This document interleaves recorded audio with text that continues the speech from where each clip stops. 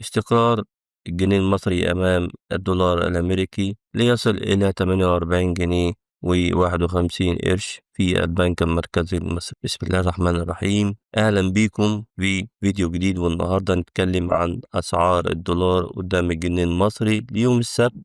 وأسعار الدولار النهاردة مستقرة في أغلب البنوك المصرية، وهنشوف مع بعض آخر تحديث وصل كام في البنك المركزي وباقي البنوك. سجل سعر الدولار النهاردة في البنك المركزي المصري 48 جنيه و51 قرش للشراء، 48 جنيه و65 قرش للبيع. أما في البنك الأهلي المصري وبنك مصر وبنك الإسكندرية السعر كان تقريبا واحد، ليصل إلى 48 جنيه و53 قرش للشراء و48 جنيه و63 قرش للبيع. نفس الأسعار برضو في بنك CIB تجاري الدولي، فسجل الدولار 48 جنيه و53 قرش للشراء، بيع 48 جنيه و63 قرش. أما في مصرف أبو ظبي الإسلامي السعر كان أعلى شوية، فسجل الدولار 48 جنيه و56 قرش للشراء، 48 جنيه و66 قرش للبيع. وفي بنك البركة وصل الدولار ل48 جنيه و52 قرش للشراء